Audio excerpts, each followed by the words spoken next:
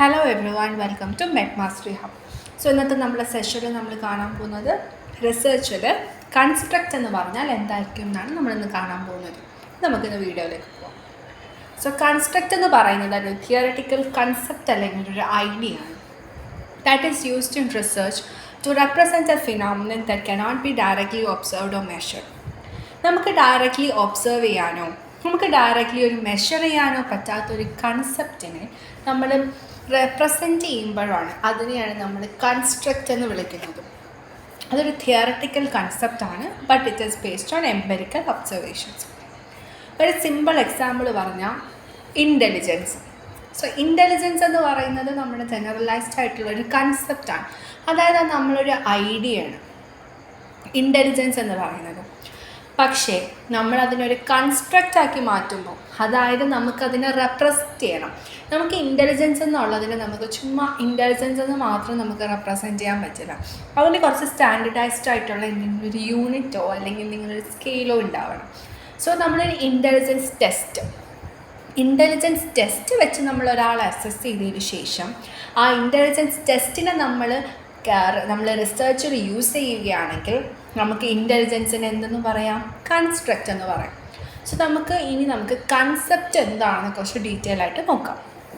A concept is a generalized idea derived from observable or imagined characteristics of objects or events. Concept എന്ന് പറയുന്നത് അതൊരു generalised idea ആണ് that is derive from observable or imagine characteristics of N object. ഒരു ഒബ്ജക്റ്റിൻ്റെ ഒരു characteristics, അല്ലെങ്കിൽ ഏറ്റവും സിമ്പിളായിട്ട് പറഞ്ഞാൽ നമുക്കുണ്ടാകുന്ന ജസ്റ്റ് ഒരു ജനറലൈസ്ഡ് ആയിട്ടുള്ള ഒരു ഐഡിയ, നമുക്ക് കാണാൻ പറ്റുന്ന എന്തോ ചെയ്യാൻ നമുക്ക് കാണാൻ പറ്റുന്ന, അതുപോലെ നമുക്ക് ഇമാജിൻ ചെയ്യാൻ പറ്റുന്ന ഒരു ജനറലൈസ്ഡ് ഐഡിയയാണ് നമ്മൾ കൺസെപ്റ്റ് എന്ന് വിളിക്കുന്നത്. ഫോർ എക്സാമ്പിൾ നമുക്ക് പറഞ്ഞാൽ intelligence, honesty, achievement, aggressiveness. So ഇതെല്ലാം കൺസെപ്റ്റിൻ്റെ എക്സാമ്പിൾസാണ്. ഇതിൻ്റെ ക്യാരക്ടറിസ്റ്റിക്സ് എന്തൊക്കെയാണെന്ന് വെച്ച് കഴിഞ്ഞാൽ, ഈ കൺസെപ്റ്റ് അറിഞ്ഞാൽ നമുക്ക് എപ്പോഴും നമ്മളെ നോളജിനൊരു സിസ്റ്റമാറ്റിക്കലി നമുക്ക് അറേഞ്ച് ചെയ്യാൻ പറ്റും. And these are abstractions formed by generalising from specific observations. ഈ കൺസെപ്റ്റ് നമുക്ക് ബിഹേവിയറിനെ റെപ്രസെൻറ്റ് ചെയ്യാനും നമുക്ക് കൺസെപ്റ്റിനെ യൂസ് ചെയ്യാം. ഫോർ എക്സാമ്പിൾ അച്ചീവ്മെൻറ്റ് എന്ന് പറയുന്നൊരു ബിഹേവിയറാണ്. അതിനെ നമ്മൾ കൺസെപ്റ്റായിട്ട് എങ്ങനെ റെപ്രസെൻറ്റ് ചെയ്യുന്നത്? ഒരു കുട്ടി ഒരു ടഫായിട്ടുള്ള മാത്സ് പ്രോബ്ലം സോൾവ് ചെയ്ത് കഴിയുമ്പോൾ ആ കുട്ടിക്ക് തോന്നുന്ന ഒരു ഫീലിംഗ്, ആ കുട്ടിക്ക് തോന്നുന്ന ഒരു ഫീലിംഗ് ആണ് നമ്മൾ കൺസെപ്റ്റ് എന്ന് പറയുന്നത്. ഇതിൻ്റെ യൂസസ് എന്തൊക്കെയാണ്? It is use to describe various phenomena like human ബിഹേവിയറിനെ നമുക്ക് ഡിസ്ക്രൈബ് ചെയ്യാനായിട്ട് നമുക്കൊരു കൺസെപ്റ്റിനെ യൂസ് ചെയ്യാൻ പറ്റും. It is also used as a fundamental unit of thought to categorize and understand observations. ഒരു ഒബ്സർവേഷൻ അണ്ടർസ്റ്റാൻഡ് ചെയ്യാനും കാറ്റഗറൈസ് ചെയ്യാനും നമുക്ക് കൺസെപ്റ്റിനെ യൂസ് ചെയ്യാം. വേറൊരു എക്സാമ്പിൾ എന്ന് പറഞ്ഞാൽ ഹൈറ്റ് എന്ന് പറയുന്നത് നമ്മൾ എങ്ങനെയായിരിക്കും നമ്മൾ ഒബ്സർവ് ചെയ്യുന്നത്? ഹൈറ്റ് എന്ന് പറയുന്ന ഒരു കൺസെപ്റ്റാണ്, ജനറലൈസ്ഡ് ഐഡിയ ആണ്. അതിനെങ്ങനെയാണ് നമ്മൾ കാണുന്നത്?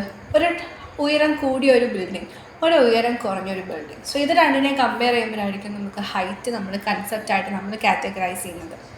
പക്ഷേ ഹൈറ്റിനെ നമുക്കൊരു കൺസ്ട്രക്റ്റാക്കി കാറ്റഗറൈസ് ചെയ്യണം എന്നുണ്ടെങ്കിൽ നമുക്ക് അവിടെ ഒരു സയൻറ്റിഫിക് ആയിട്ടുള്ളൊരു മെത്തേഡ് നമ്മളവിടെ കൊണ്ടുവരണം.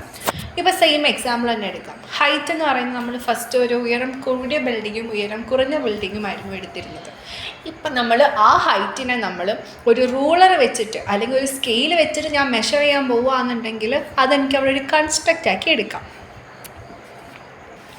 So a construct is a type of concept that is created or adopted for scientific purposes.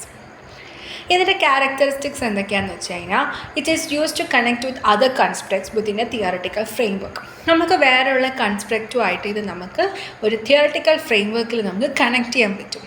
പിന്നെ നമുക്കിതിനെ ഓപ്പറേഷണലി ഡിഫൈൻ ചെയ്യാം. സോ ഓപ്പറേഷണലി ഡിഫൈൻ ചെയ്യാമെന്ന് വെച്ചാൽ നമുക്കിതിനെ ഒബ്സർവ് ചെയ്യാനും പറ്റും, അതുപോലെ നമുക്ക് മെഷർ ചെയ്യാനും പറ്റും. ഫോർ എക്സാമ്പിൾ ഇൻ്റലിജൻസ് എന്ന് പറയുന്നത് നമുക്ക് ഒബ്സർവ് ചെയ്യാൻ പറ്റും. എന്താണ് ഒരു കുട്ടി ചെയ്യുന്ന അയാളുടെ പ്രവൃത്തി അല്ലെങ്കിൽ അയാളുടെ ബിഹേവിയർ നോക്കിക്കഴിഞ്ഞാൽ നമുക്കൊരാളുടെ ഇൻ്റലിജൻസ് മനസ്സിലാവും. ആ ഇൻ്റലിജൻസിനെ നമുക്ക് മെഷർ ചെയ്യാനും പറ്റും. എങ്ങനെ മെഷർ ചെയ്യാൻ പറ്റും? സ്റ്റാൻഡേർഡൈസ്ഡ് ആയിട്ടുള്ള ക്വസ്റ്റ്യനേഴ്സ് അല്ലെങ്കിൽ സ്റ്റാൻഡേർഡൈസ്ഡ് ആയിട്ടുള്ള സ്കെയിൽസ് ഉണ്ട് ഇൻ്റലിജൻസ് അസസ് ചെയ്യാൻ വേണ്ടിയിട്ട്. സോ അത് യൂസ് ചെയ്യുമ്പോൾ നമുക്ക് ഇൻ്റലിജൻസ് എന്ന് പറയുന്ന ഒരു കൺസെപ്റ്റുമാണ്, അതുപോലെ it is also A construct. Uses എന്തൊക്കെയാണെന്ന് നോക്കാം. It enables quantification and observation of abstract phenomenon. It is employed to test hypothesis. Hypothesis test ചെയ്യാനായിട്ട് എളുപ്പമാണ്, നമുക്ക് ഒരു റിലേഷൻഷിപ്പ് അണ്ടർസ്റ്റാൻഡ് ചെയ്യാൻ പറ്റും. Also connecting theoretical ideas to empirical data. തിയറട്ടിക്കായിട്ടുള്ള ഈ കൺസെപ്റ്റിനെല്ലാം നമുക്കൊരു സയൻറ്റിഫിക് രീതിയിൽ നമുക്ക് കൊണ്ടുപോകാൻ നമ്മളെ കൺസ്ട്രക്ട്സ് നമ്മളെ റിസർച്ചിൽ ഒരുപാട് ഹെൽപ്പ് ചെയ്യും. ടൈപ്സ് എന്തൊക്കെയാണെന്ന് നോക്കാം. ഫസ്റ്റ് ഇൻ്റർവീനിങ് വേരിയബിൾ ഉണ്ട്, second is hypothetical construct. So first intervening variable എന്താണെന്ന് നോക്കാം. ഇൻ്റർവീനിങ് വേരിയബിൾ എന്ന് പറയുന്നത് it is summarising other construct.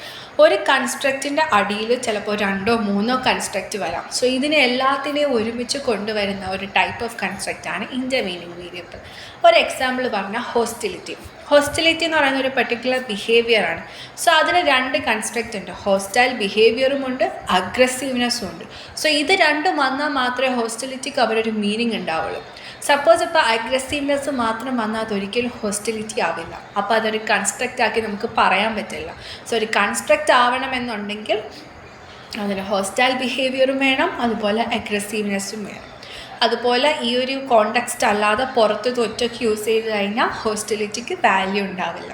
So അതാണ് ഇൻ്റർവീനിങ് വേരിയബിൾ എന്ന് പറയുന്നത്. അടുത്തത് ഹൈപ്പോത്തറ്റിക്കൽ കൺസ്ട്രക്റ്റ്. ഹൈപ്പോത്തറ്റിക്കൽ കൺസ്ട്രക്റ്റ് നമ്മൾ യൂസ് ചെയ്യുന്നത് ഒരു തിയറട്ടിക്കൽ ടേം ആയിട്ടാണ്. അത് നമ്മൾ റിയൽ ആയിട്ടുള്ള ഒരു സംതിങ്, എന്തെങ്കിലും റിയൽ ആയിട്ടുള്ള എന്തിനേയും ക്യാരക്ടറൈസ് ചെയ്യാൻ വേണ്ടിയിട്ടാണ് ഹൈപ്പോത്തറ്റിക്കൽ കൺസ്ട്രക്റ്റ് യൂസ് ചെയ്യുന്നത്.